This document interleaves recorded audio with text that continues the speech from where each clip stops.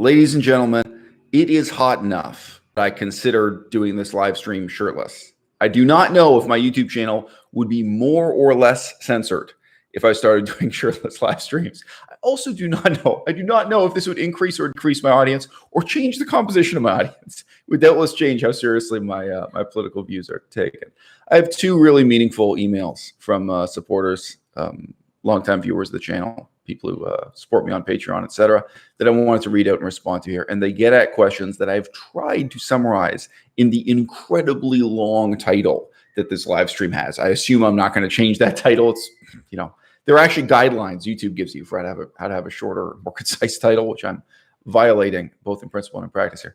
But in any case, there are questions about politics that have much greater personal consequences for us than they have outcomes in terms of changing society as a whole. But we nevertheless make those decisions because we care about those broader long-term social goals. So, I mean, to give an example, if I decide that I'm Canadian, that I'm part of the Canadian problem, Canadian, history of genocide and what have you, and that it's important for me to learn the Cree language or the Ojibwe language or the Dene language, if I commit myself to doing that over many years and many hundreds of hours of hard work for many years, it's not like getting a tattoo.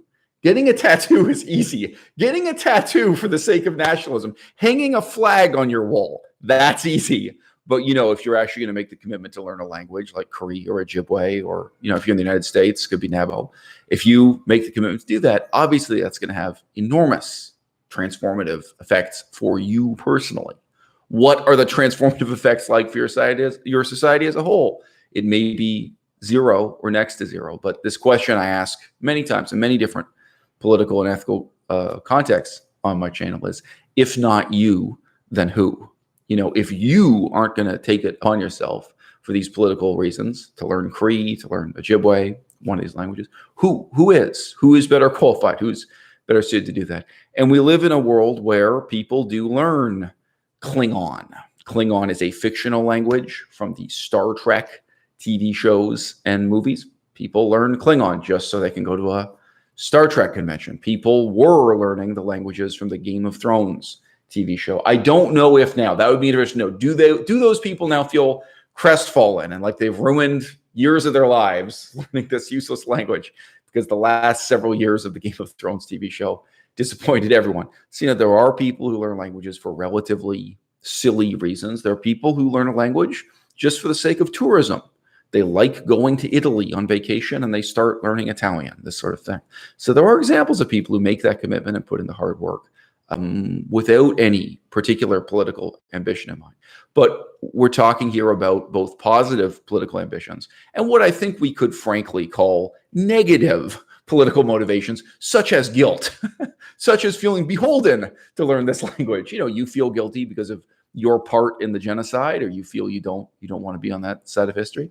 There is certainly a sense in which you may be motivated to do this, not out of a positive sense of making the world a better place, but out of a negative sense of not wanting to make the world a worse place, not wanting to be part of something terrible.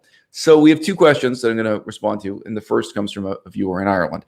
I have to say, I was anticipating this. I wasn't expecting this particular viewer to write in, but I knew I'd hear back from the Irish. I knew I have quite a few longtime Irish viewers. I knew somebody would take the time to either challenge me or reflect further on what I said in the video. So this guy, I'm going to use his name. He was a YouTuber. On YouTube, he used the name Dorney. As far as I know, his YouTube channel has either been deleted or it's so obscure I couldn't find it searching around anymore.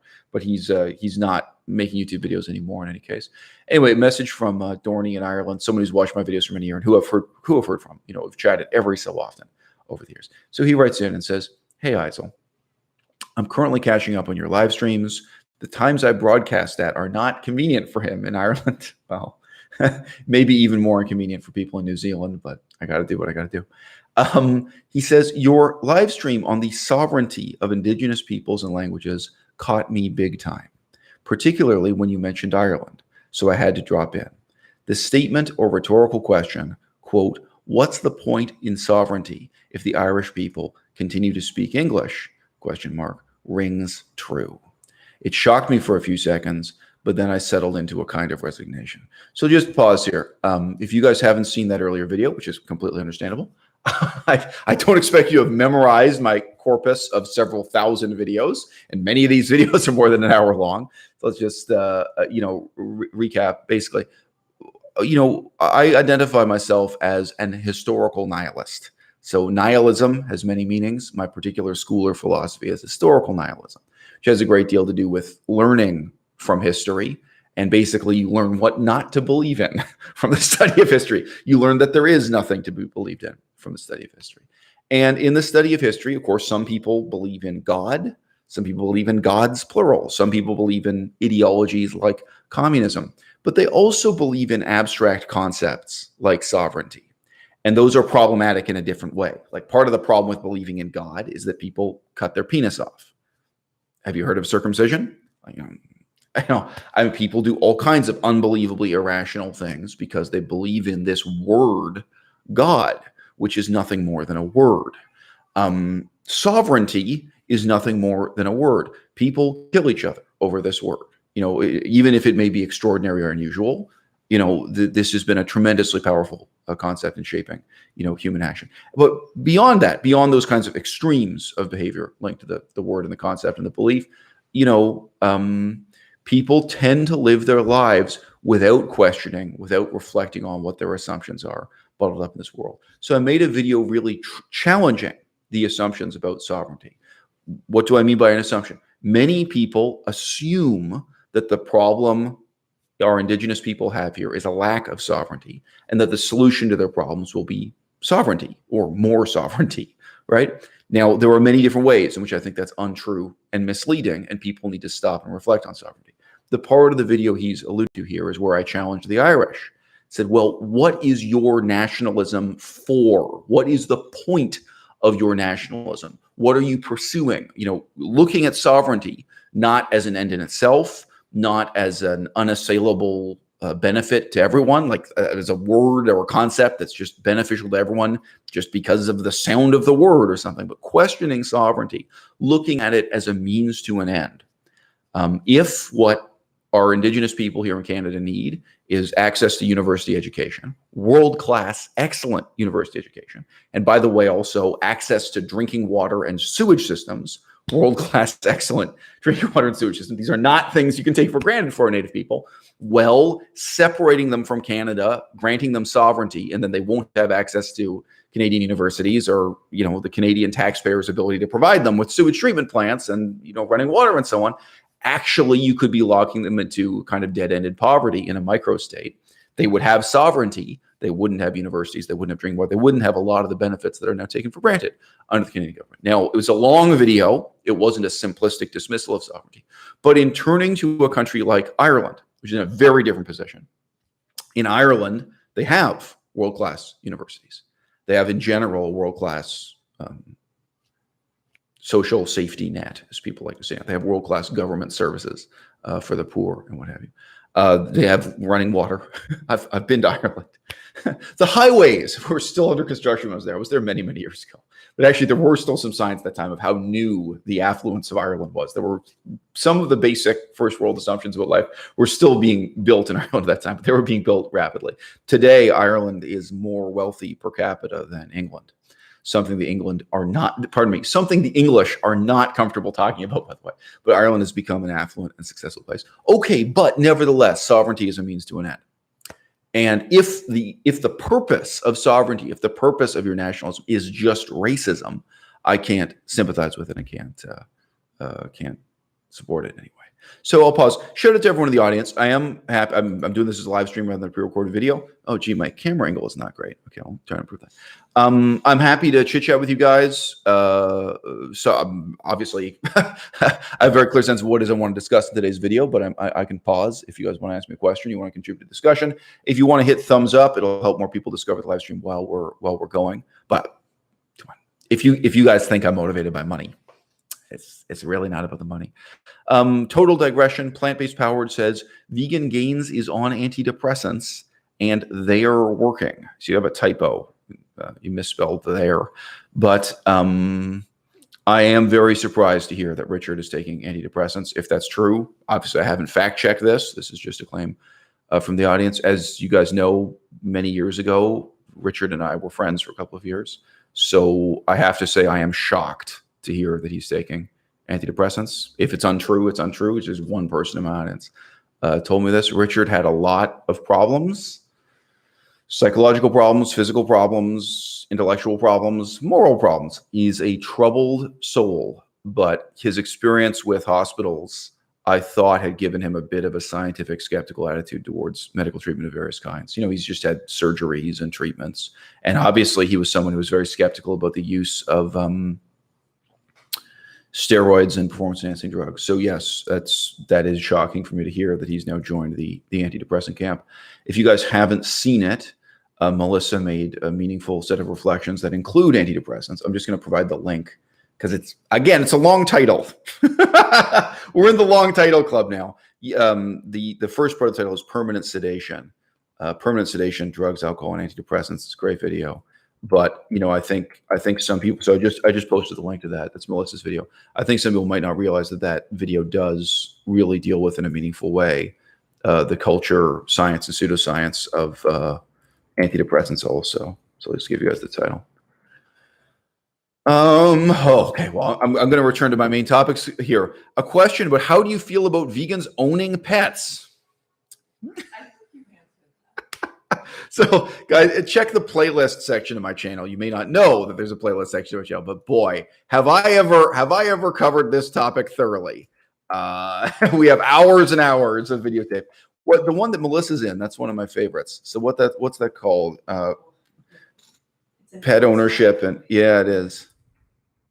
Captive animals are not companion animals. That's it. So that's a really great video. But honestly, it's not the only great video. So here you go. Title equals. Oh yeah. Captive animals are not companion animals. This is one of, I mean, at least 30 in-depth, substantive discussions of this stuff. Knock yourself out. All right, we return to this complex question. So I digress there to talk about what I have been saying lately about sovereignty. I guess I will just argue against my own point briefly. This is a very important thing for YouTubers to do. It's a very important thing for people in politics to do, is to talk about the extent to which you're wrong, or the extent to which the concepts you're trading in, analysis you're trading in, has limitations. It ceases to be meaningful, ceases to be workable, ceases to be applicable at some point. I think the most powerful argument someone could offer against me on sovereignty, and nobody's done this, say the questions I'm responding to don't argue against me on this, is to talk about defensive sovereignty and defensive nationalism. So, you know, there are cases where you say, well, look, these people are being driven to extinction, or they're being somehow colonized, they're on the receiving end of genocide, and the way to defend them is to offer them sovereignty or something like this. You know, there are cases where it's one very large country beating up on a smaller country, and what have you, where you could, frankly, I mean, I think, again, so this isn't my argument. I'm saying it's the most powerful argument against me. Well, there are some small islands close to Australia that have sovereignty, but they rely on Australia for everything, including access to hospitals. And actually, I think it's quite a difficult argument to make, to say, well, these small countries are really better off having their sovereignty than just being a province of Australia. Even Wikipedia level reading about those islands. But when you talk about defensive sovereignty, then you're really making the argument, say, well, at least these people are protected against the predations of the terrible Australians. Now, another example on an even smaller scale, Sri Lanka is a small country. It's surrounded by even smaller countries. There are some small islands that have sovereignty and are independent countries in the Indian Ocean there, and they rely on Sri Lanka for hospitals. They rely on Sri Lanka for universities and these things. And you get into a similar sort of discussion about the defensive justification for sovereignty. And sorry, again, so you can tell this is not, I do think there's a meaningful conversation together. I do think someone can argue against my position. How about Hong Kong? How's sovereignty working out for Hong Kong as opposed to, you know, the giant of China? And indeed, Canada. Why does Canada exist? You know, this is really getting to the same question of, as mentioned very briefly before, why does Ireland exist? Why should Canada be a separate country from the United States of America? Well, what Canadians have tried to do for more than 100 years is to advance an argument in terms of defensive sovereignty, defensive nationalism, which is totally incoherent and nonsensical. I mean, you would have to believe that the Americans are a horde of barbarians who are going to loot and pillage and rape our wives or something and carry away the diamonds and gold of Canada if we allow them to come over our border. Nobody believes this, So defensive sovereignty, it can become ridiculous. Sure, but really briefly, I remember talking about this in a very sensitive and nuanced way in Laos. So Laos is a small country, also known as the Lao People's Democratic Republic, just north of Cambodia, just east of Thailand, just west of Vietnam. Why should Laos be a country instead of becoming a province of Thailand, or instead of getting into an even grander coalition with, say, Cambodia and Myanmar? It's a sensitive topic, but they have to ask themselves that question all the time. And there has been, until recently, the contention with these other national identities, it has been intense enough that there's been a real argument for defensive sovereignty, that if the Laotians joined one of these other countries, they would cease to be Laotian. They'd lose their language, they'd lose their culture. Interestingly, even members of the Communist Party talked to me about their fear that Laotians would lose their distinctive form of Buddhism. I remember it was a really fascinating conversation with a guy who's a Communist Party commander, Communist Party apparatchik. He was saying to me really passionately that he was afraid of Cambodian Buddhism assimilating, or what would be the word, taking over Laotian Buddhism, Laotians losing their form of Buddhism to the relative giant of Cambodian Buddhism. Now, anyway, it was interesting in many ways, including that I just don't think Cambodian Buddhism is that charismatic. But in any case, it was interesting to see that was really there. And there was a defensive notion that if Laotians want to continue to exist as Laotians, they have to cling to their sovereignty and their nationalism. All right. So it's a long, but I think necessary digression before getting further into this email. All right. So again, he just written to me, Dorney, saying that my live stream talking about sovereignty, Indigenous peoples and their languages impacted him, quote unquote, big time. He said it rings true for him. He felt shocked by it, and I agree, it is shocking. It's so outside of our normal range of political discourse, but after a few seconds, it settled into a kind of resignation. Okay, I continue directly quoting. Quote, now in Ireland, we're lucky to a certain extent that we have other forms or practices which preserve our so-called cultural identity, which are very much alive and well as we speak. So now he names several sports, some of which I can't pronounce. So he mentions Gaelic football and hurling and one other. I'm not going to look up how to pronounce it. Okay. So these are team sports played on a grass field, etc. Sorry, hurling might sound like the hammer toss. It's not. Hurling is similar to field hockey, in some ways similar to a sport we have here in Canada called lacrosse. So hurling sounds like a very different sport than it is, but it's a team sport. Guys, and a Gaelic football, I've honestly never Googled, but I would assume the same. All right. He says the downfall of these would be as detrimental to us as a people as the extinction of the Irish language, period. Okay, so let's just pause on that. There's a lot in this email that I sympathize with. Okay. Now, the shocking, challenging assertion I made is that if Irish nationalism is only justified by racism, then it has no place in the 21st century. Like, I just don't think racism is a justification for the existence of a sovereign country, a nation state. It's just not good enough. Racism alone, right? Now, of course, it's especially absurd when you're talking about the racism of the Irish against the English or vice versa. There was a study, this was cited in a formal academic context. I don't know if it's true, but allegedly 25% of white English people who identify as English, when questioned, will say that yes, they are partly genetically Irish. They're aware they have a grandparent or something who's Irish. So obviously that sounds like it was just based on a survey and not actually doing DNA research. But the Irish and the English are entwined and inextricable ethnic groups. You know, they don't just look like each other and speak the same language. There is racism. There is racism against the Irish, and they're vice versa. There are Irish people who are racist against the English. There is. I'm just saying it's not good enough to justify the existence of a country. Now, you know, if you think about two countries in Africa or the Caribbean where you don't have, you know, a personal stake, then likewise, it'll probably become very obvious to you that racism alone can't justify these things. Okay, well, are you really telling me that a sport like Gaelic football or hurling justifies your sovereignty? No. I know it's less odious than racism, but would you be willing to take that seriously? There are a lot of people who want to leave China. I still like China. I even kind of love China. Okay, but obviously I sympathize with people who are sick and tired of living in a communist dictatorship and want to leave. Okay, if I said that Canada, starting tomorrow, will accept any Chinese person who puts in the time and effort to study the Ojibwe language, I'll say Ojibwe. Ojibwe, by the way, is also known as Anishinaabe-Moin. So that's one of our largest indigenous languages. Right now, if you go to Amazon.com, you can get textbooks to help you study it. You can get an audio CD. So that's one of the few languages where you can readily buy and start studying. Say, okay, look, if you're Chinese and you put in 100 hours of hard work and you've really memorized the vocabulary in this book, so that's not being fluent in the language, but you can sit and write a test saying that you're at level 5 or something in Ojibwe, we will give you Canadian citizenship. You can permanently immigrate to Canada. Estimate for me how many people from China would take that up.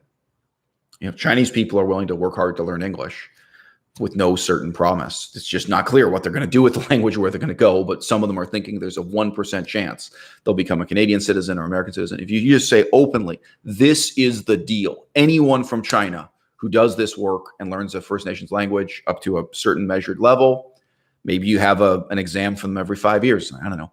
You get the passport. You get to live in Canada for the rest of life. How many people in Brazil would go for that if you offered it to the Brazilians? We can keep going down the list. And by the way, obviously, Brazil is not hell on earth. I've been very surprised to meet and hear from Brazilians who really felt Brazil was a place they had to escape from. But some of them do.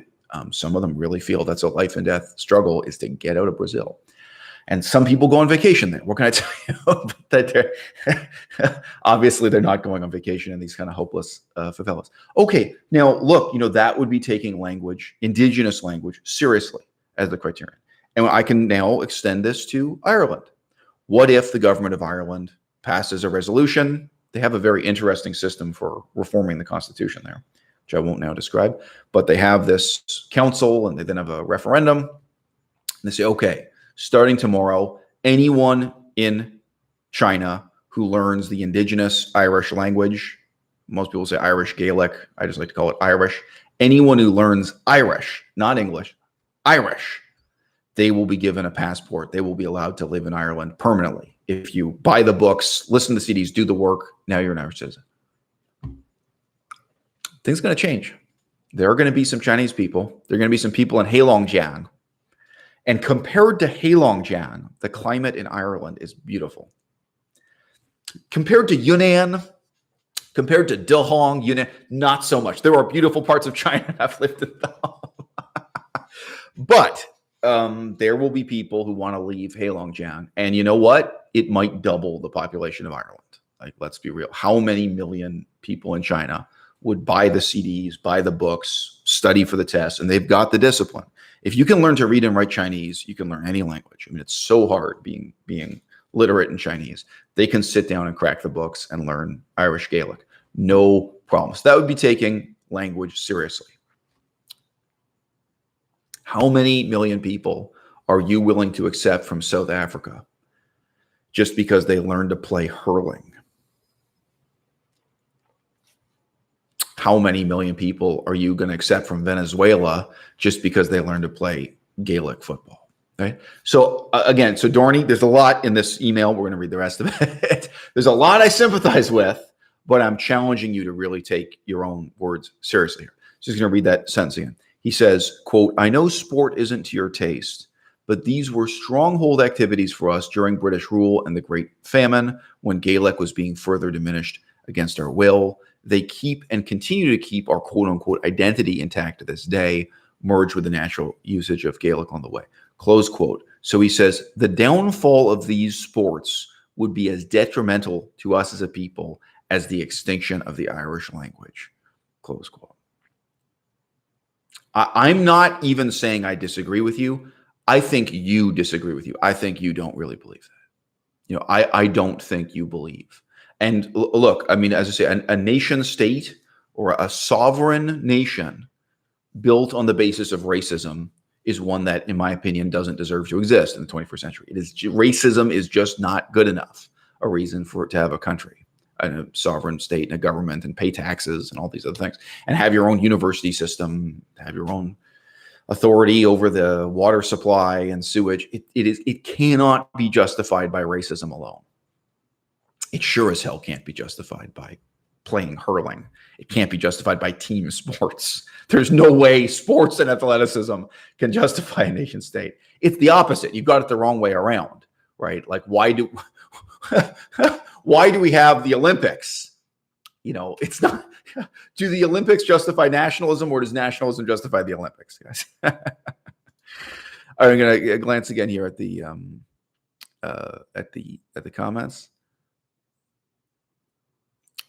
So I have a question. Isel, do you plan on borrowing from a library the book Disrobing the Aboriginal Industry? Well, if you keep following the channel, or if you support me on Patreon, by the way, Patreon is $1. The amount of money I make out of this is purely symbolic. You have a good idea of what it is I'm reading at any one time. And I'm planning to continue doing live streams that I call Nihilist Booktube. So I created that hashtag Nihilist Booktube. I continue to keep doing this. You'll have a sense of what it is I'm reading. I am just now finishing writing my book, No More Manifestos.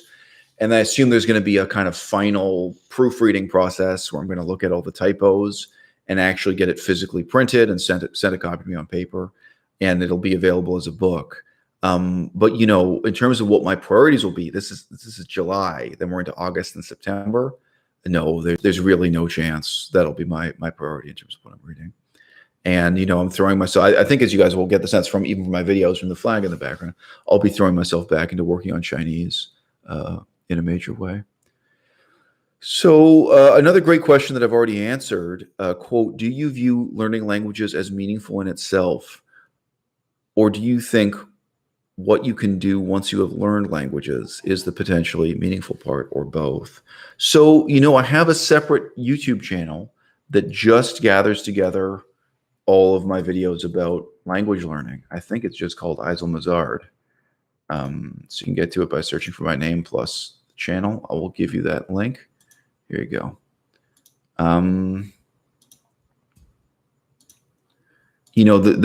So, okay. My language.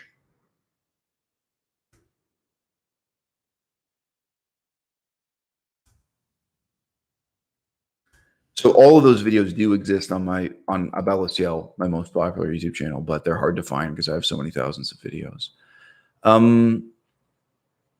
The short answer is no. And, if it were true that learning languages were meaningful in itself, we wouldn't even be having this conversation.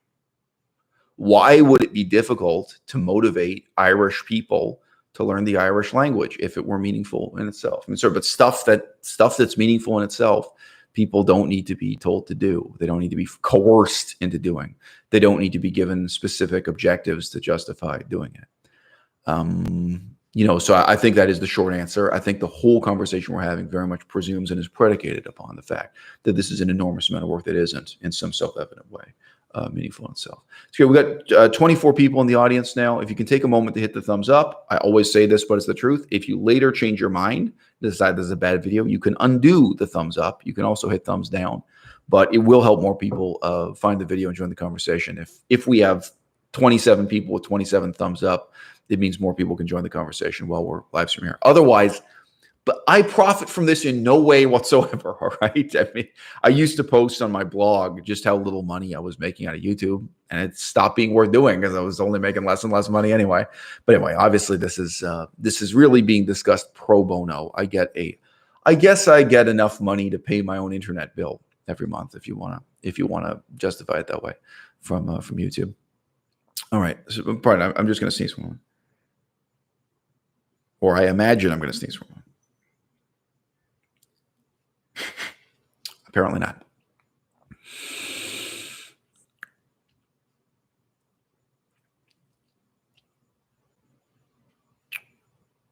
Okay, so Moondog comments. I've never heard of this person before. Francis Widdowson. So I'm going to Google this name just as I'm reading this comment. Sounds like an interesting challenge for a discussion here. We will get back to Ireland and we will get back to Russia also in this video.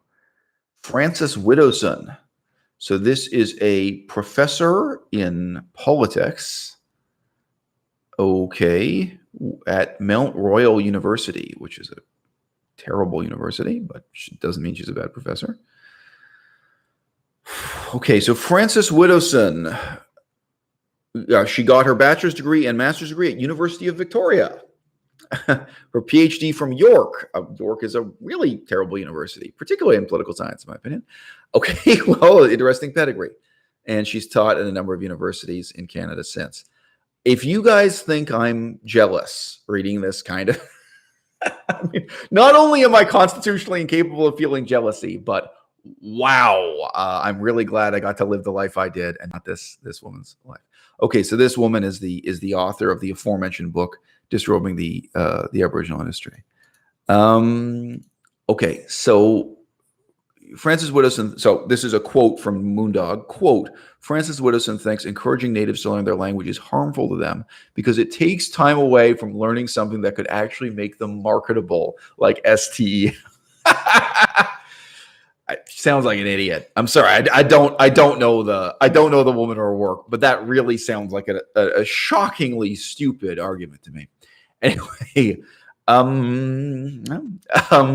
you know, I would like to see her perspective on video games. What's your perspective on skiing? What's your perspective on watching hockey on television and watching baseball on television? You know, there are a lot of things that take time away from you in life, but I do not think that line of reasoning is viable here. Okay, Mario Donkey is saying, all right, I'm going to return to my main premise here in just a moment, but I'm interested in some things you guys are saying. Quote, learning a language in itself is no harm. So I completely disagree. I'm just quoting him. I completely disagree. I continue. Quote, however, it is dedicating you to something that may be less useful than learning to play an instrument, a musical instrument, for example. So, Rich, many possible disagreements could be spun out of this concept. Melissa uploaded a video to my own channel quite recently talking about really the harm that's done by learning musical instruments and the misconceptions about and kind of glorification of musical education. And I agree with her on that. That's something we've talked about from time to time over the years in this relationship. I don't know if I can find the video. Do you know what the title of that was? There we go. Music education is not really education. Title, that's great. Right to the point. So we're pretty harsh critics of music education around here. Myself and my lovely assistant, who's sitting off camera. And then on the other hand, what you say, the very first sentence, you say that learning a language is no harm. That's also something that I am radically, disruptively honest about. And I have many videos talking about it. Here is one titled, It Feels Like Brain Damage. Talking about, and you know, no offense, you may not have that much experience learning languages. And I really do. And I'm really willing to talk about the extent to which it is harm. It is a sacrifice.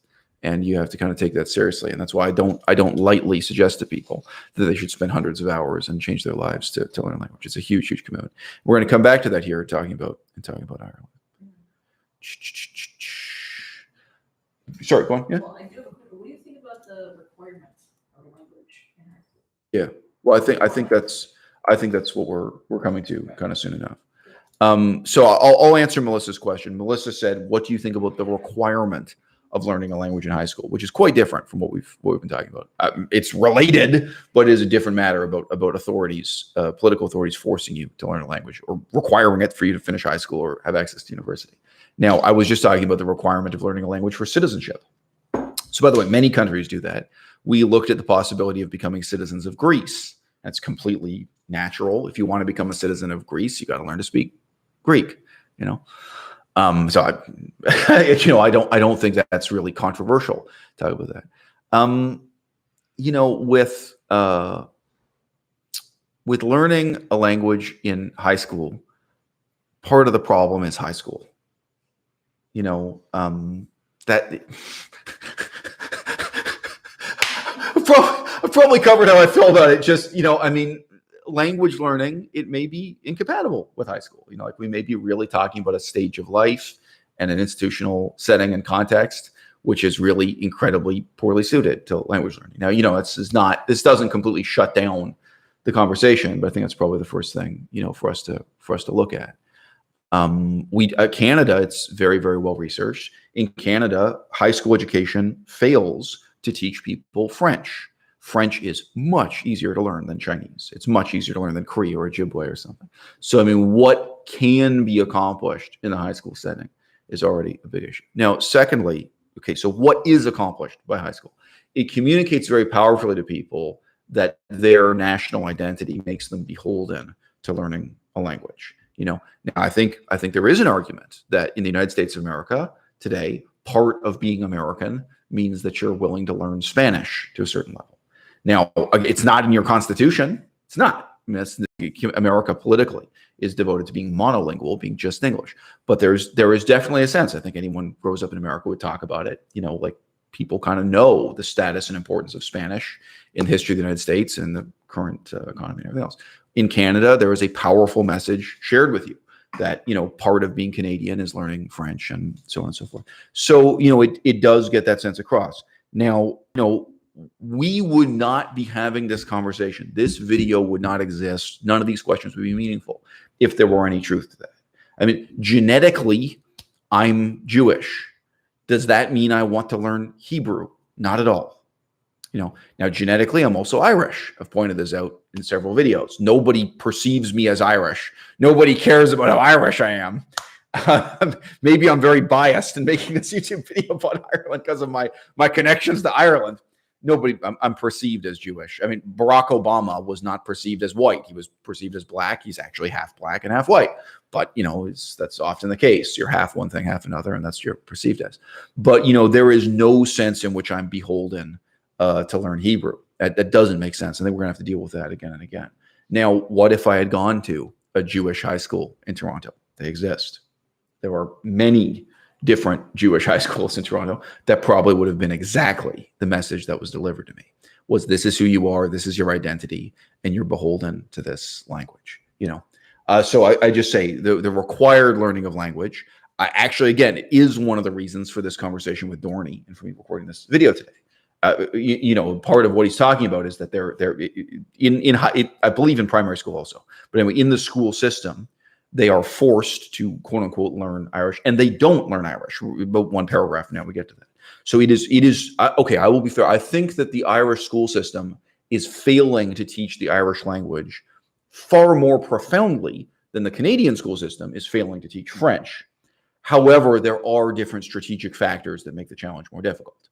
Like French is spoken in this far-off exotic country called France.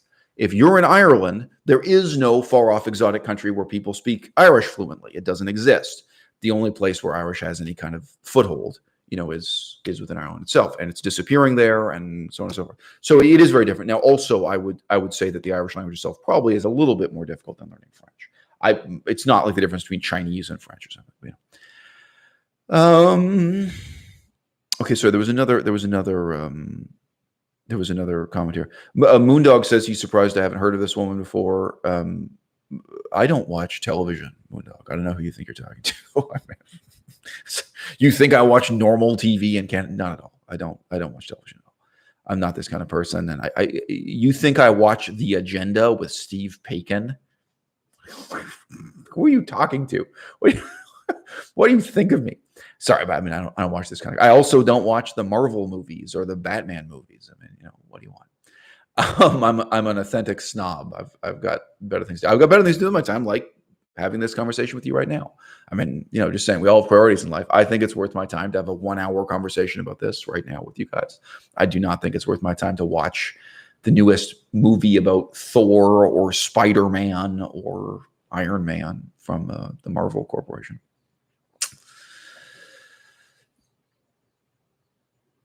Okay, catching up with your comments.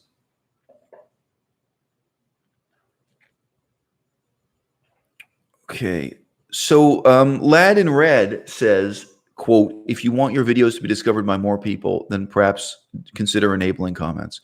So, Latin Red, I'm sorry, but what you're saying is just not true. I've been on YouTube now for maybe 8 years, more than 7 years, something like 8 years.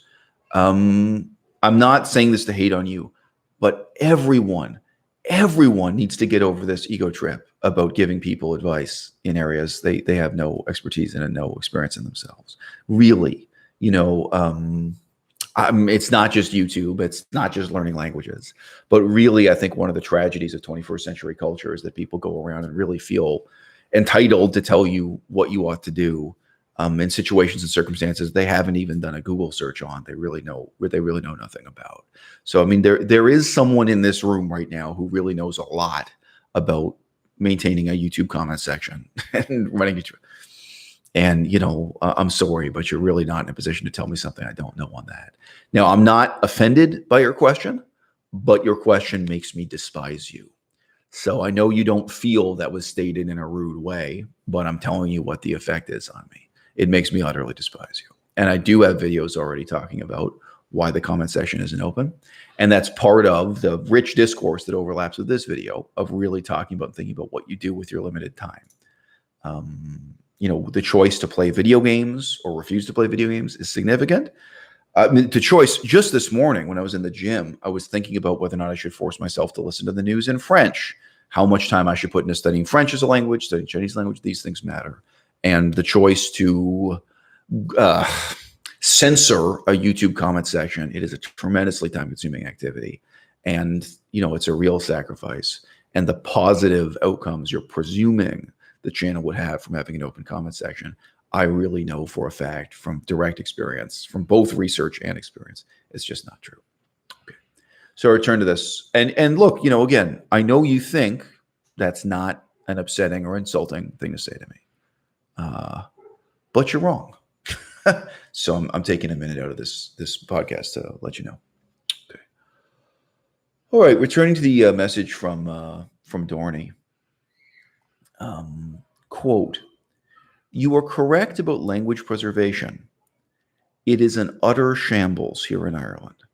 Over the last few decades, it has become lazy and half-assed, particularly when new vocabulary is introduced, etc.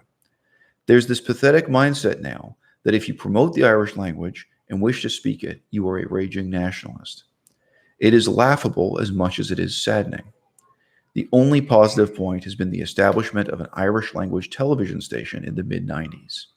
I mean, what's the point whilst in school interpreting the myths of Tir na Nog? I cannot pronounce any of these Irish words. Tir na Nog, the salmon of knowledge, the children of Lear, etc. When I can't even say hello properly." He then gives me a link to a YouTube video on the same subject. "It really boils down to people caring and not caring. I began doing my own Gaelic learning. I began doing my own Gaelic learning sessions at home at the last day of last year, mostly kickstarted by what you have had to say and what you still have to say on language preservation. That took a back seat for a few months due to the completion of my first novel." And then he goes on to say he was inspired to write his novel also by my YouTube channel. He says, taking inspiration from your channel and writing my book. He says, "But I'm back to it now, and I'm dedicating several hours a day to learning the language. It may be a failure, but I have to try. I have to care." This is a great example of my YouTube channel having positive impact on someone's life. I hope it's positive. I hope writing the novel doesn't ruin your life. I hope learning the Gaelic language doesn't ruin your life. So, I mean, obviously, that's really nice for me to hear that from a viewer. And I get fan mail like that pretty frequently, to be honest with you. I do. I get fan mail from people saying they quit video games and started learning a language and started doing humanitarian work, started doing more meaningful things in their life because of the discussions we've had on this YouTube channel. Okay, but here's the really tough question. So, Dorney, I'm saying this to challenge you, and I'm saying this to challenge everyone else in the audience too. For what it's worth, maybe you can take something positive in this, maybe you can't. Okay? The fact that I'm genetically Jewish doesn't mean that the best language for me to learn is Hebrew. That doesn't make that an easy, simple decision, right? You say you're spending several hours a day learning Gaelic. So we don't know if that's 2 hours a day or 3 hours a day. I'm sure it's not 8 hours a day. Okay, let's say it's 2 hours a day, just hypothetically. Okay. You could be learning Chinese instead. And you're not beholden to anybody by your birth. That's where these issues really get difficult and dicey, right? I knew face-to-face First Nations people when I was in Saskatchewan. Currently, I don't know anyone here. It's First Nations. Sorry, and I should clarify. First Nations means Indigenous Canadian. First Nations means American Indian. All these terms are. I knew Native people in Canada when I was living in Saskatchewan, and very often the first conversation with them was, "Oh, well, I'm learning Cree, kind of across the street in terms of the layout of the university campus." And they would say back, "Oh, that's interesting." They'd say, "I am Cree." They'd say their own heritage is Cree, but they're learning Japanese upstairs. These are individual Cree people, Ojibwe people, Dene people who were choosing to learn Japanese. I can't remember anyone who was learning Chinese. Probably I met some who were learning Chinese, or there are probably some who are learning Arabic or other languages. But it was it was always Japanese that I'm remembering from experience meeting these people face to face. And I do think that's related to Japanese cartoons. Today, Korean is becoming more popular this way with Korean music videos. I am not in any position to say to them that they are wrong to learn Japanese, and I never did. I never said that's the wrong choice. On the contrary, very often the conversation would then be, "Oh, I have experience studying those languages," and you can imagine I have my own experience with Asian languages and living in Asia. One of the guys hadn't studied Chinese, but he had actually gone to Taiwan and considered learning Chinese. He went as a sort of formal Indigenous peoples exchange group, where he was taken to Taiwan and given a tour and met their remaining tribal leaders and people who they were the last people to speak the indigenous tribal languages on Taiwan. By the way, those languages are not Chinese. They're the languages that were in Taiwan before Chinese settled on the island. So I met people who connected in different ways. But look, what is the decision you're making? The fact that you're born in Ireland doesn't mean that you should play the sport of hurling. Nobody would say that. I mean, let's just say you have a kid who's not very good at hurling, who's not very good at Gaelic football, but they have the talent to be a pitcher in baseball. Would you say to them, no, you have an obligation. You're born Irish. You're beholden to Ireland and your own Irish identity. You've got to do this traditional sport. It's part of your nationalist identity or message. No, not at all. And it's much deeper and it's much more meaningful with language. Now, if you are a Cree person or an Ojibwe person who grew up in a depressing, dead-ended part of Canada, I can imagine how Japan becomes an escapist fantasy. Like even a way out of the racism you face in Canada. Like you go to Japan and they're not racist against you the same way white Canadians are racist against you. If you're a First Nations person, you look First Nations. I can imagine the fantasy of moving to Japan being very meaningful in terms of escaping Christianity. You're in this Christian culture and the actual reservations the First Nations people live on and so on, or even if they're living in the city, you're in this intensely Christian missionary shaped British colonial culture. You can run away to Japan, where instead they have a mix of Shintoism and Buddhism and Taoism and miscellaneous Japanese animist, a totally different cultural and religious tradition. All right. So apart from just attributing it to the cartoons, I see how it could be tremendously meaningful for you as an individual to learn Japanese. And I have studied Japanese myself in the past. That's another story, right? I can even see politically how it could be good for your people, your particular tribe. Within Canada, they are literally organized into tribes. It could be they're organized into tribal band councils. So the term band is used a lot, actually, for the groups. I see even how it could be positive for your community, your tribe, your band council to have a connection with Japan. It's just escaping from and challenging and thinking outside the box of, Canadian politics. I can see a lot of positivity here, including, sure, the potential to earn money.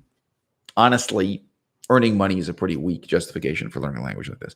But maybe you can earn some money out of learning Japanese. And I can't make any of those arguments in favor of learning Cree or learning Ojibwe, right? So, I can say this to Dorney too. Dorney, I am not trying to cajole you into learning Chinese instead, but I'm pointing out that even for someone in your position, even for someone for whom it is already rewarding and meaningful to some extent to study the Irish Indigenous language, you have to ask yourself those tough questions. And you are going to have to look back on the rest of your life. Even though you took my channel as a kind of inspiration or motivation to study this language, that was your choice, bro. That was on you. You watched my channel and thought the point was to study the Irish language. The moral of the story you took from these discussions was that you should get motivated to study Irish. You could have gotten motivated to learn Chinese instead. I've been learning Chinese myself. You could have gotten motivated to get involved in politics in a long list of places where we've talked about the politics and the opportunity to make a positive difference. Now, I'm just going to say this partly as a segue and partly as something really interesting itself. Dorney, what about Russian? What if instead of Chinese, what if instead of Japanese, what if instead of Irish, what if you were devoting 2 hours a day to learning Russian as a language? I think it's self-evident the way in which Russian would be politically rewarding and politically significant in your life, even if you never left Ireland. Just being in Ireland and being an Irishman who had learned Russian and who followed the politics in Russian. Now, again, I'm not going to exaggerate what level of fame or renown you might get to. I think very easily, being the tiny minority of people who care about politics in Ireland who learn Russian, you might start publishing some articles, some opinion pieces in the newspaper. You might get interviewed on the radio at some point. You might start to become appreciated or recognized as someone who has some expertise in Irish, and it can change your life personally for the better in so many ways. There are also a whole lot of ways to get involved in Ireland in terms of charity. I was reading someone's autobiography the other day, very short autobiography on the internet, and this guy, his parents had been involved in orphanages in Russia. So they were Americans, but they did the fundraisers for, and they flew back and forth, and they're providing equipment and furnishings and money to help these orphanages. And I think they adopted maybe 4 kids from the orphanages themselves. They built these kinds of charitable links with Russia. There are a million ways in to Russia in terms of humanitarian work, because Russia is still kind of a disaster. But even if you stay outside, it's already really easy to imagine all the ways in which Russia in the year 2021, it's going to raise interesting questions and reflections about your own political situation. I mean, in the same way that I was saying, look, these First Nations people from this reservation, just getting outside of their own, getting outside of the Christian British colonial culture they're raised in, having contact with a totally different cultural, religious, and political tradition, a different literature, let's put it that way. You're sick and tired of Shakespeare. Well, Japan has its own literature, and its own philosophy. Well, we could say this about Russia too. You can get outside of everything you're trapped within in Ireland, even just through Russian literature, through having this kind of different, contrasting, meaningful cultural context. Even if the contrast between those two cultural contexts is one in which you really prefer Irish culture over Russian culture. Maybe the contrast between these things makes you appreciate Ireland more. Entirely possible. You know what? That young person who was learning Japanese in Canada, it might be that as they really get to know and understand Japan, they appreciate Canada more. I have definitely known examples of that. Even J.J. McCullough, he went to Japan. He thought he loved Japan. He decided he really hated Japan. He came back. He appreciated Canada a lot more after having lived in Japan and struggled to learn the Japanese language for a while. I also knew a guy who went to India that way, and I think he had very fantastical notions about India, and he really learned the languages. He studied several languages, plural. And when he was done with India, boy, I mean, his whole attitude towards Canada had changed. He came back basically being a Canadian nationalist, or positively appreciating Canada in a way he never had before. So that, having that contrast and those comparisons, it could have unexpected effects this way. Okay. So, all right, I'm finished replying to the question from Dorney, and I'm now going to reply to a different question from another supporter on Patreon called Elena. So I think this kind of brings together and crystallizes many of the cross currents and difficult difficult to answer questions that have come up so far in this discussion. And again, I wonder, should I say more about Melissa's question, what you were saying about high schools? I mean, I feel like in principle I've answered it, but all the same problems I just mentioned come up again, but with much higher stakes, much higher consequences. If you're then taking those questions, you're not talking about mature, middle-aged people making that decision for themselves, or even make that decision for themselves and their children, but you're talking about the government making it and enforcing on people through the high schools. Yeah, I think I was surprised when you first told me that you're not really in favor of children learning multiple languages. Yes. That it comes from your experience growing up in Canada. Yes. Learning both French and English in school. In America, it's not required to learn a foreign language in schools yet. However, a lot of places around the world, in Taiwan now, they're requiring English. I mean, so it is a question. Right. At what age? And well, so I'm going to have to repeat most of what you say because people won't be able to hear it. Rasmus in the audience says, quote, "I hate the idea of defining someone based on where the person happens to be born." So Rasmus, I appreciate what you're saying. It's very easy to talk about that when you're talking about a middle-aged person like me, a middle-aged intellectual. And I could say, oh, well, I don't define myself based on where I can move to Greece and learn Greek. We started doing that. I mean, so that's a real thing that happened. I can move to Israel and learn Hebrew. I can move to Taiwan and speak the horrible Taiwanese dialect of Chinese. I can move to Taiwan and speak Chinese really badly. No offense. Okay, offense. Get offended. I'm not terribly fond of the Taiwanese accent, I must say. I really feel it's important to distinguish the number 4 from the number 10 in Chinese, I really do. Anyway, that's easy. But what Melissa is raising here, okay, you think someone's identity shouldn't be, defined by where they were born. Well, which school system you go to, which schools you attend from childhood, of course, including teenage years as a high school student and then university. That is defined where you're born. So, I mean, I just said the stakes are much, much higher. Yeah. When like some people choose in America, some people choose to teach their children Spanish from the start, so that they'll be bilingual in Spanish and English. Is this? I guess I don't want to get out of the scope of the conversation. That's about the requirement of language. What's your point? It was surprising to me that you took it. Most educated people, most sophisticated people take the attitude that learning languages makes you a more intelligent, sophisticated person. This is closely parallel to our discussion about music education. Right. We're going, yeah. Right, it is. Yeah. So it was surprising to me when you said, no, actually, I think children learning multiple languages can confuse them. Yeah, it can delay their development. Yeah, things. To teach a child too. Yep. So I'm just going to respond to what Melissa's saying here. You notice that people very easily preach that children shouldn't smoke cigarettes and children shouldn't drink alcohol. I even see this with people saying children shouldn't use cell phones, cellular phones, mobile phones. I feel like cell phone is an old-fashioned term now, as opposed to, I just do. I feel like cell phone has dropped out of parlance.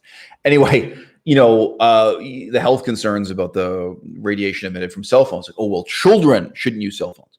Okay, but what about you? Like the brain damage caused by alcohol? You think it only matters for children and it doesn't matter for you? You think the brain damage caused by the cell phones only matters for children? It doesn't matter for you? People find it very easy to bully children. And they think that the whole realm of kind of ethical discourse consists of adults berating children, that the children ought to have virtues that the adults lack themselves. I think that language learning fits into precisely this. Do you really think it would make you a more sophisticated person to learn French? Really? If you believed that, you would live your life accordingly. And by the way, I just mentioned I was dabbling with that this morning. I could listen to the news in French. For a little while, I was actually writing out the news longhand in French. I listen to the news and write it out and try to practice the vocabulary and grammar. I don't think that's going to make me a more sophisticated person. I have absolutely no delusions about that. I know it will improve my ability to, when I am in France order food in a restaurant. Like there's no, like on a pragmatic level, I can tell you exactly how I will benefit from practicing French by listening to the news in French. But no, I will not gain a deeper understanding of news and politics by listening to the news in French or by working in this way. Really, I think even if you just gauge in Socratic dialogue with people, there is this assumption that learning languages, like learning to play a musical instrument, has some tremendous morally uplifting, intellectually refined effect on people. And it's the other way around. You are exactly confusing cause and effect. No, extraordinary people make extraordinary sacrifices to learn languages. It's not that learning languages makes them extraordinary. Now, a great example, when I was living in Thailand, Laos, and Cambodia, there were all these lazy tourists and people who were retired, and also white people who went and opened a hotel or something. And very often they would be amazed at how well I could speak one of these languages. So maybe, for example, they go, "Oh, wow, you really speak Cambodian well." And I'd be like, "How long have you been in Cambodia?" And they'd say 10 years.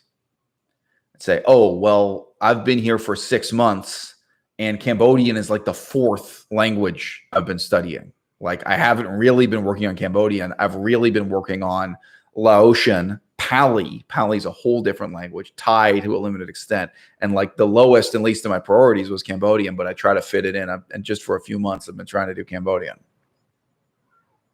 And you've been here 10 years? Oh, and that's your wife? And those are your kids? You married a Cambodian woman and you have half Cambodian kid? Like, really? This is the kind of situation you're in. Now, I know people might perceive me as extraordinary. We choose to make ourselves extraordinary, right? Like you choose to distinguish yourself. But it's not the case that language education makes me extraordinary. You know what I mean? I had my own motivations. I had my reasons for doing this stuff. And these other people didn't. And they lived a better life than me in innumerable.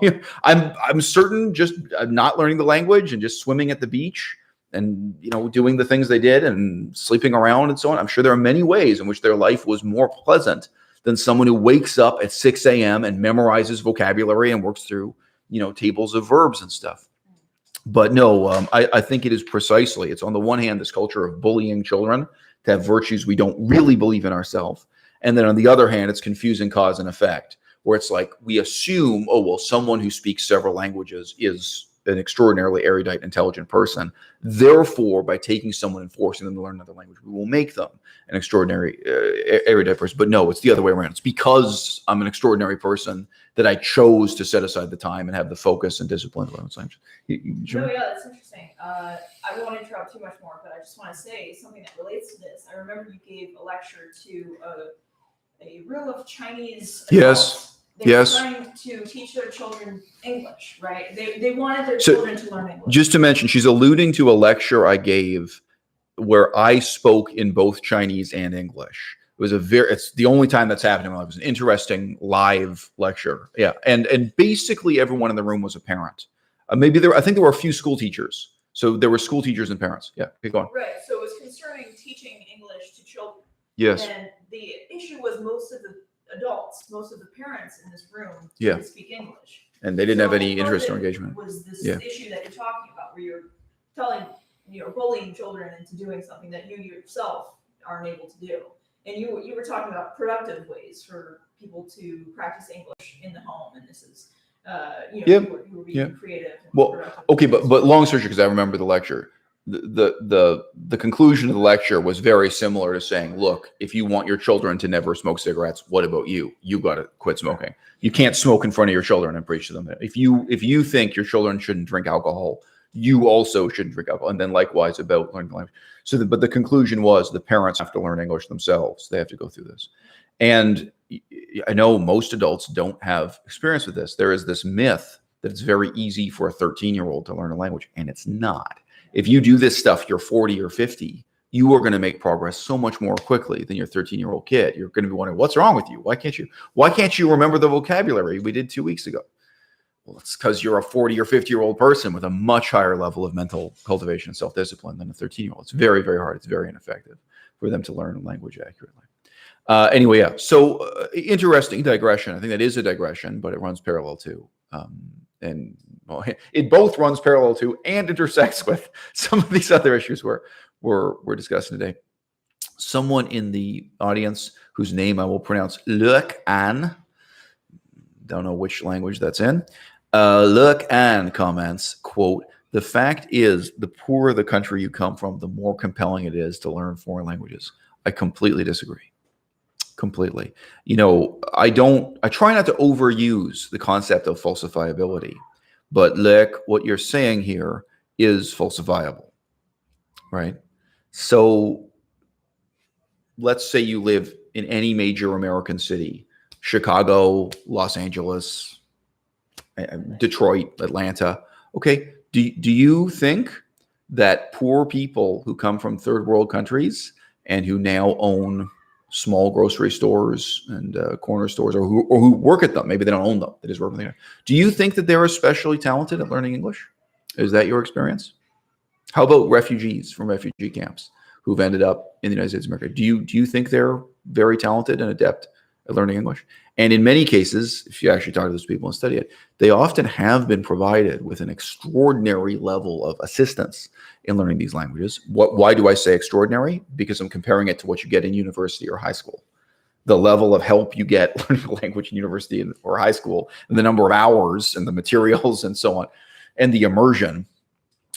Actually living in a refugee camp can be a very intense language course if you take advantage of it. So the idea, again, this is similar to the issue of bullying teenagers or bullying children into having virtues you don't have. It certainly is very easy for wealthy people to imagine that the poor have inherent intrinsic virtues that the rich lack, or that poverty itself motivates them to greatness and great accomplishments. And Luke doubled down on this and said that this is why Americans don't bother, as if Americans are wealthy enough to not bother. So, dude, I have no offense, but I think you're really living in a very kind of self-contradictory state of a series of assumptions that in time I hope you'll challenge and overturn. There certainly is a stereotype that Americans are somehow less talented at learning language than Koreans are. Well, have you met a lot of Koreans? Have you met a lot of Koreans who speak English? Have you met and spoken to Koreans learning Russian? Have you met and spoken to Koreans learning, other European languages? There's a lot of assumptions that the grass is greener on the other side of the hill, but there's a really deep, really sick assumption that poor people, just because of their poverty, have some kind of virtue, some kind of advantage that rich people lack. Oh, I regret now doing this with this box on screen. I don't want to rep this. I don't want to advertise this lamp. No big deal. Just notice in the background. Okay, so a lot of interesting comments today. It's great to hear from you guys. You guys have had a lot. And thank you for hitting the thumbs up button. It helps more people discover and join. Rasmus says that he's been living in Estonia for 6 years, but really could never wholeheartedly dedicate himself to learning Estonian. Even though he studies at university in Estonian, he knows his skills could be much better. Right, and Rasmus, there is an opportunity cost. So again, many of you may not speak English as your first language. This is a special term in English. Opportunity cost has a unique meaning. And the same amount of time you could be putting into learning Estonian, you could be learning Russian, you could be learning Greek, you could be learning Chinese. It will change your future forever. You could be learning French, you could be learning Italian. Those are much easier to learn if English is your first language. There is an opportunity cost, and it has to be taken very, very seriously. Okay, so I'm going to now read this second email. I hope that was a productive digression. I hope you feel, Melissa, I've addressed your point enough. I mean, the other point Melissa made that you guys might not have been able to hear was just that she was really surprised at the extent to which, I reject conventional theories about learning language in childhood, the depth of my despite for learning languages in organized fashion in schools or what have you. And, so obviously many of my viewers are vegan. It's relatively easy to compel someone to be vegan. Being vegan doesn't take that much willpower, focus, and effort. It does take some. And it's very saddening to see how many people just lack the willpower, focus, and effort, lack the intellectual qualities necessary to be vegan. But, there is this old saying in Latin, vella non discitur. The will cannot be taught. You can't teach someone to want to learn. You can't teach them to have the will. And what language learning involves, especially for a child, people have wanted to pretend that we could take the system that was used to memorize tables of Latin verbs and just use it for any other language equally effectively, and force children to learn Chinese or force them to learn French or force them to learn Spanish. And it doesn't work. And it doesn't work for reasons that are really profound. And it doesn't have the beneficial effects that people presumed it would have and that have never been based in reality. That they've always been as false as the belief in Christianity. I mean, they've always been as false as the belief in God. The beliefs about what that religion should accomplish are also false. But the outcomes, even in terms of language learning, are false. And, anyone who thinks about sincerely how a child would become positively motivated to learn a language, if you want your child to learn Spanish, for most Americans could go to Mexico 4 times a year very cheaply. I mean, what if you actually take your child to Mexico? What if your child has just one friend in Mexico who speaks Spanish and doesn't speak English? What if there's another family and you eat dinner with them? These are things that have a powerful influence on a child. These are things that motivate a child to try to learn Spanish. And my parents never did that for me with French. They could have done it with French within Canada. I could have been exposed to the French language positively in many ways. My parents could have sat with me and watched the news in French. By the way, that was specifically in my lecture. The lecture I gave in China, I talked about parents taking the time to sit and watch the news in English, and or watch movies in English. But I said, you can't passively watch it. You'd have to watch this TV show in English or watch this news program, and you'd have to pause like every 10 seconds and then go through the words that are used. Like, as a parent, you have to be very actively involved. You can't just passively sit and none of you understand what's on TV in English.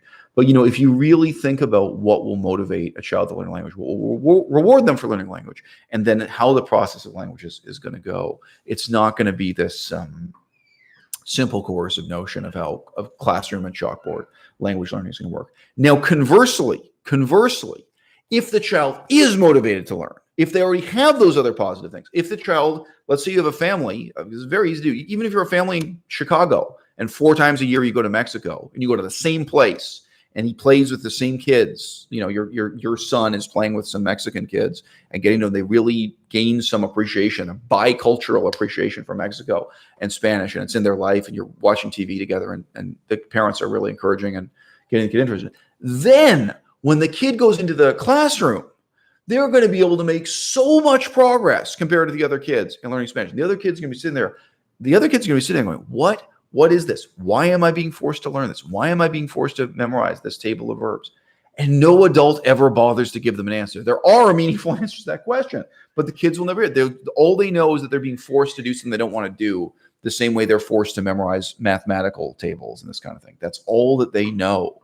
So, the classroom methods can work if you already have the will, if you have the positive motivation, but vella non discitur, the will cannot be taught. And by the way, I've never studied Latin. I had one friend, and I remember whenever I would use this probably only happened twice, but whenever I used a Latin phrase in email, he would write back something very cynical. I remember once he replied, he said, "You have no idea how thrilling it is for me to see you use a Latin phrase correctly."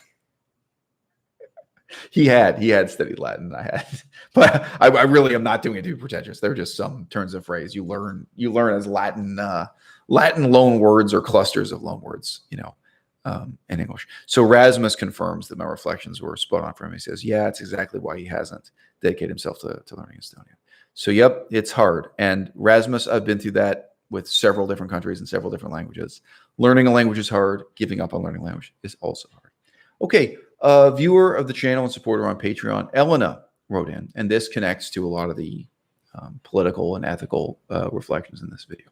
She says, hello, Eisel. In one of your recent streams, so I'm quoting her directly, in one of your recent streams, you briefly talked about introversion actually being a lack of ambition. I had been thinking about it too, but I fail to solve this problem personally. She continues, quote, I live in Russia. There is a political crisis here. Things that happen here depress me. At the same time, I am usually the person in a company who has the strongest views on politics, feminism, and veganism. Well, the standard for political views is so low here, but at least I seem to be such a person relative to her contemporaries. I continue, quote, and I am not doing anything about it. I just wait for changes to happen. Quote, first I thought that I am just asocial, introverted, tired. Maybe it's the pressure of the big city, or maybe I am just a coward, because the only thing that seems possible for me to do is migration. Okay, close quote.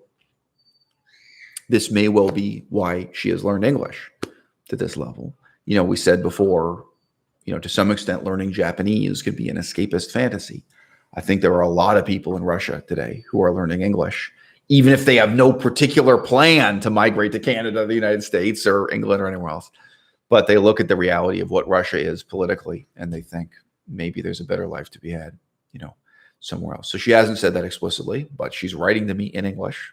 This is not Google Translate, So her question here, in conclusion, is not related to the answer or the response I'm going to give to this, but she says, quote, so could you talk more about introversion?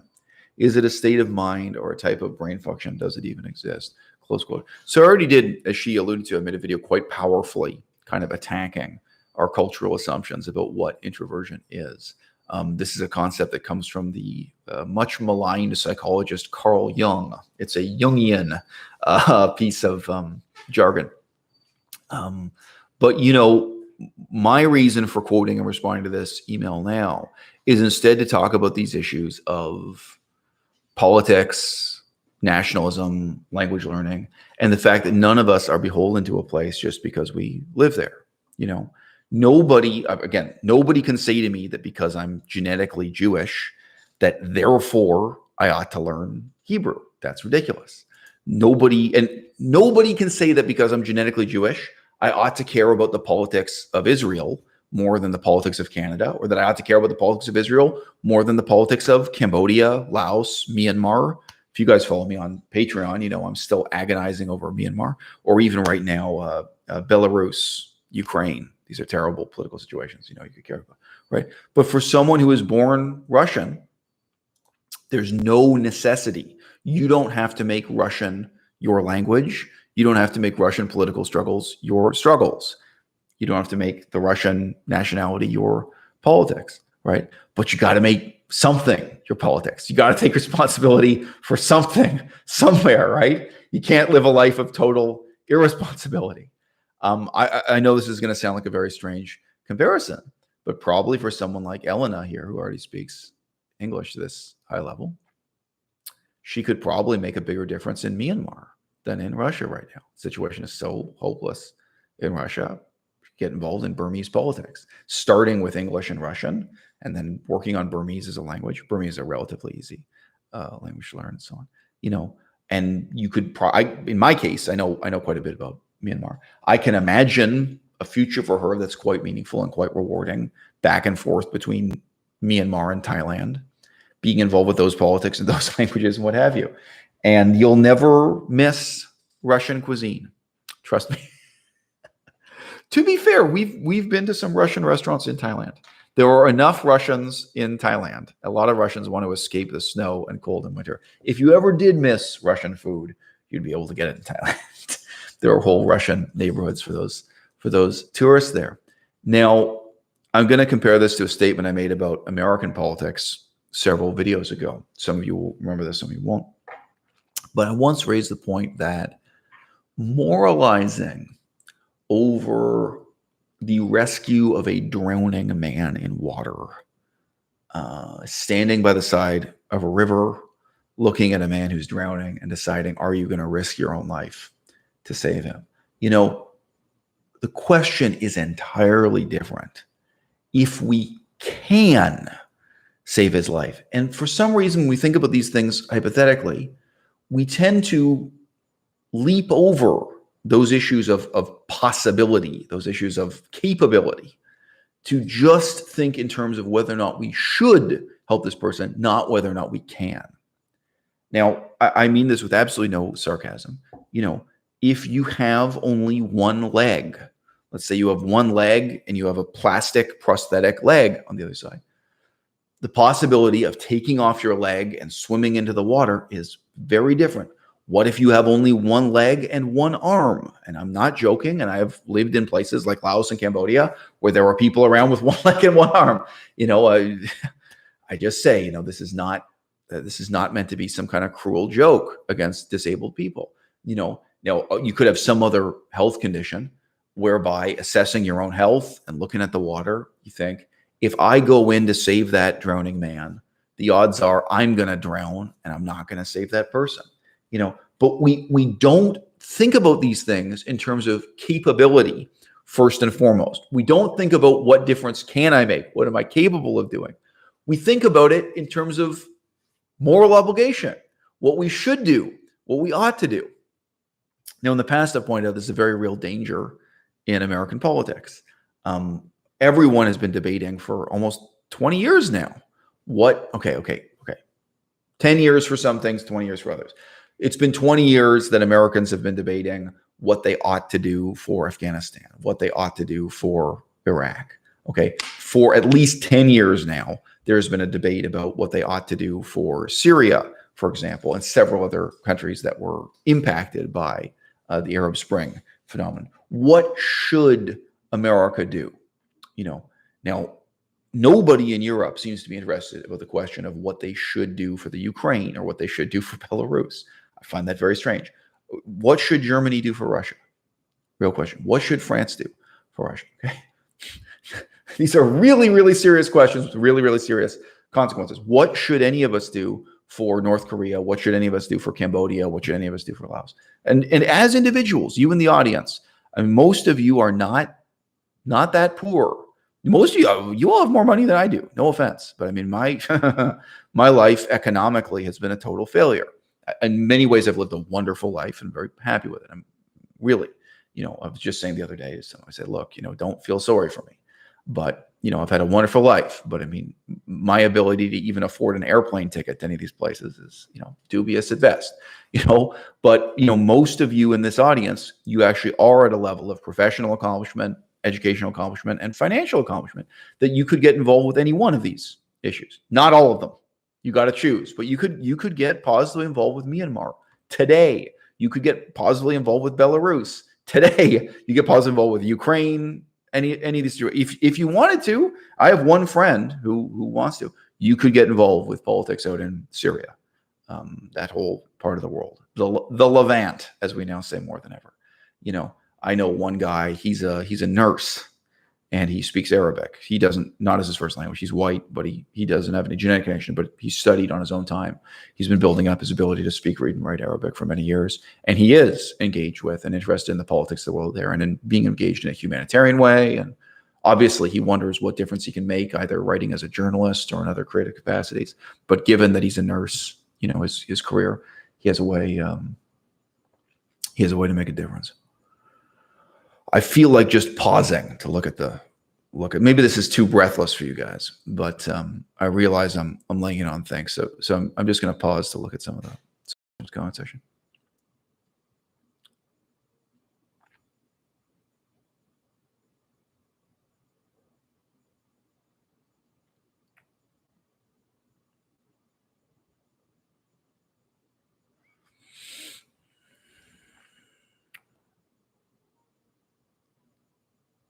So someone in the audience has started reading the book Melissa endorsed, Anatomy of an Epidemic. So I'm going to hold it up for what it's worth. So yeah, I've quoted this author on my channel several times, guys. You may have literally seen him and heard him, Robert Whitaker. And now we have the book here. Melissa's been reading it so far, not me. I'd love to, if there were but world enough and time. Sure. Someone else, Rasmus, raises the issue of being forced by society to care. So Rasmus, I'll just digress on this briefly. There's no such thing. Either people care or they don't, and the politics that are unfolding right now in the United States about racism show there's no way to force people to care. You cannot force white people to care about black people. Conversely, you cannot force black people to care about white people. In some ways, it's a very complicated political conflict, but you may not know, especially in the state of Tennessee, there have been really tough questions being asked about to what extent children are being taught anti-racism in school and to what extent they're being taught racism in school. I do not simplify either side of that argument. I think that both sides actually have some points to make, and it's a very difficult argument to bring a resolution to, partly because the quality of education in the United States is poor. I would think the quality of education in Tennessee may be especially poor. But, parents are really asking the question, what are you teaching our children about the history of slavery and the history of the American Constitution and the more recent history of, say, World War II to present, about the status of Black people in the United States of America? Why would that be an easy question to answer? Why would it be easy to teach that history to children? It's not easy. There's a huge political clash going on about that. You cannot force people to care. You cannot overcome indifference with education. And the question is, the people who are not indifferent, the people who do care, what kind of education can they have access to? And that is the central tragedy of my life, is that I was someone who did care. I was someone who wanted to accomplish these things, wanted to make a difference. And nevertheless, I had no access to education whatsoever. And that, in brief, may be the best reason possible for me to go to film school. So someone is following that up directly, asking, do you have an informed opinion on critical race theory? Of course I do. I think I just very briefly alluded to what I have to say within the remit of that question. And so there's another example being added here. Someone's writing in saying that he's worried about Moldova. So yes, Moldova and Bulgaria. There are a lot of tough questions to be asking about. So he's mentioning Moldova. I would add Bulgaria to that list. And what does it take to get into the news? I mean, if the problems in Moldova or the problems in Bulgaria are not so bad, if it doesn't become so terrible that you have people starving to death, I mean, even Venezuela, Venezuela is again kind of ignored now. Well, if it's not mass starvation, the Western press doesn't care.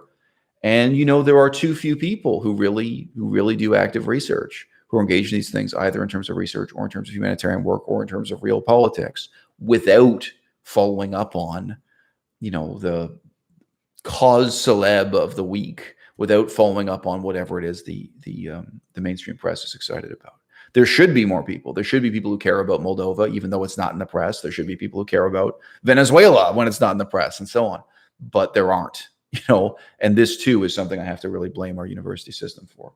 I've found that it is impossible for me even to be a person who cares about politics of China.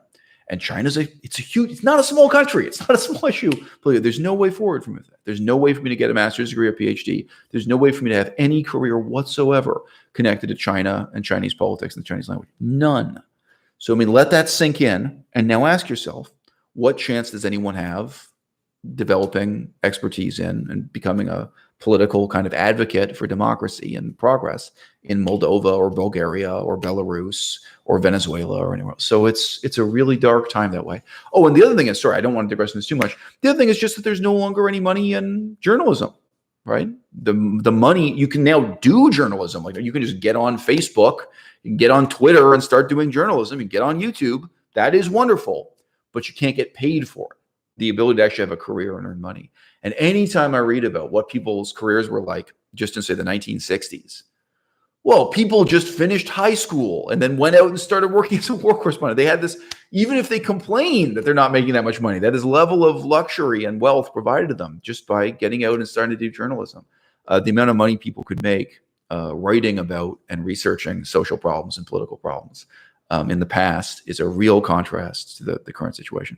So if you're talking about people really, if you're talking about people really devoting the time and energy to knowing what's going on, whether it's Afghanistan or any of these other flashpoints, in a context where they cannot seek advancement of any kind through it, they can't earn a living, they also can't get an award, they can't get a medal. I mean, advancement isn't always economic. Like for me, I would be willing to get a PhD even if I could never make money out of it, just for that sense of advancement. Okay, I want to do this research or this thing. Not everyone's motivated that way, but I am. And even that kind of advancement is impossible for me. So yeah, this is a huge problem. And now reflecting on my life, it's very obvious. I could have had more advancement working on Laos than working on China, working on the Korean Ojibwe than working on China. So it's a very sad situation. That has deep and distant implications. That the consequences for that problem run very deep and go very, very far away. All right, so Elena asked me this question about making a difference in Russian politics. She already speaks Russian. This is not that she's learning English. And maybe on some level, she's fantasizing about giving up on Russia and migrating to another part of the world. And I responded to this by bringing up this allegory of a drowning man in a river, right? It's very easy for us, for whatever reason, culturally or philosophically or politically in our mind's eye, to skip ahead to rush ahead to this question of, should I rescue this man from the drowning river? Should I be an activist for democracy in Russia? Let's say democracy, freedom of speech. To put a more narrow focus on it, should you be an activist for anti-corruption in Russia, an activist against corruption in Russia? Now, it's not just a dangerous game. Anyone could say here, oh, well, you could be killed. You could die. You could also spend your whole life laboring in vain. You could lose your life in a very different sense. You could labor at this for untold years and accomplish nothing. I would like to draw your attention to an anti-corruption activist in the United States who is very famous, called Cenk Uygur. And the YouTube channel for this is called Wolfpack. It is a strange name for a channel. I hope this isn't going to start playing music or something. I'm going to share you guys the link. So Wolfpack, their most recent YouTube video has 59 views. The YouTube video before that has 61 views. The YouTube video before that has 44 views. The YouTube video before that, from 2 weeks ago, has both Cenk Uygur and Lawrence Lessig on it. Lawrence Lessig is also known as Larry Lessig. He's known by both names. Those are two famous people, and it has only 105 views. Okay, this is Wolfpack. Link.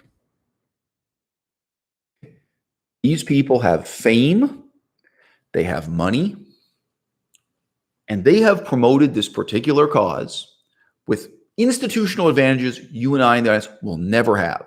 I could tell the whole story of how this first formed and how it was first promoted in the mainstream media and so on, how they first got the ball rolling on this. Okay, they have been doing this for 10 years. 10 years. They've got money. They've got volunteers. They've got staff. They have paid staff. They have paid employees, which I will never have, right? And they had a lot of mainstream media coverage. They had famous celebrities endorsing them and involved, including Cenk Uygur himself. He is legitimately a famous celebrity. They've been doing this for 10 years. And I am going to suggest to you that they have accomplished less than even my own humble YouTube channel that is in so many ways a failure, à-bas-le-ciel. My accomplishment may be that I'm able to have this discussion with you now, and maybe 500 people and maybe 1,500 people will care enough to listen to this and think about it over the passage of time. And they don't even have that level of accomplishment to show for the 10 years of their lives they've put into this. And it's not just one person's life for 10 years. It's a whole group of people, right? So when you're standing by that river, thinking about jumping in, right? It's so easy in your mind's eye to think ahead, to just race ahead to the ethical question. What should I do? What ought I to do? And you think about it hypothetically with someone else too. Like I was just saying, if not you, then who, right?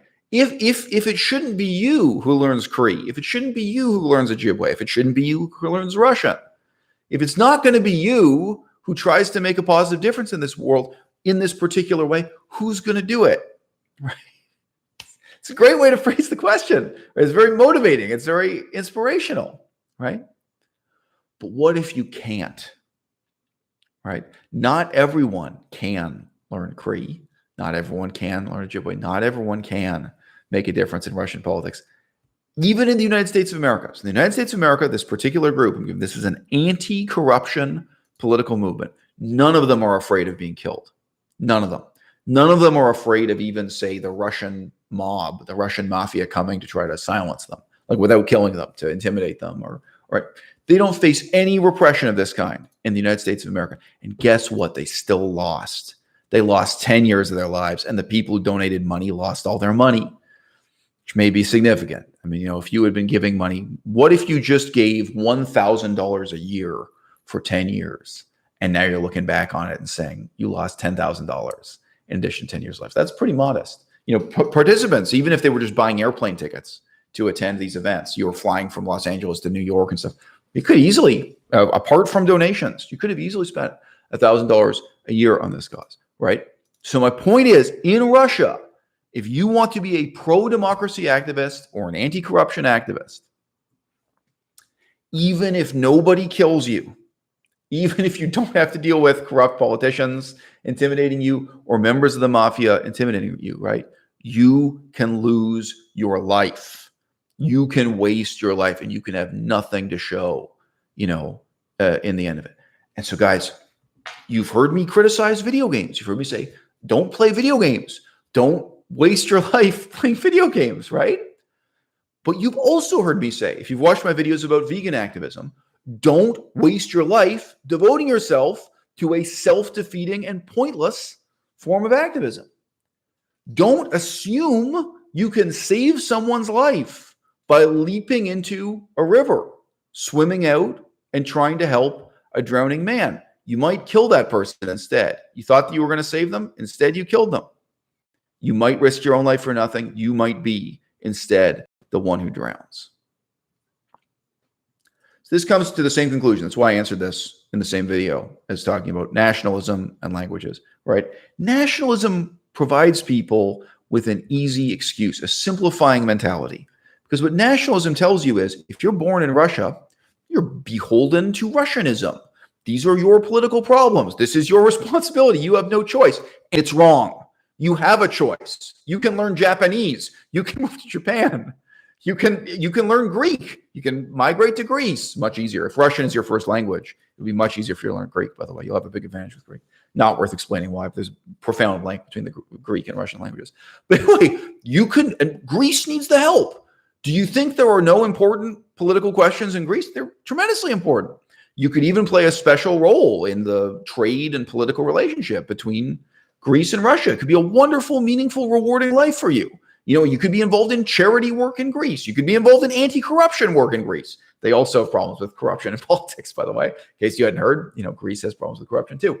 You could be a great democratic reformer in Greece. You can make a great difference in the world. The fact that you're born in Russia doesn't mean that you're beholden to Russia. The fact that you're born Jewish doesn't mean you have to learn Hebrew. It doesn't mean you're beholden to the politics of the state of Israel, right? Everything becomes optional, right? And then we live our lives in this perpetual low-level state of crisis, right?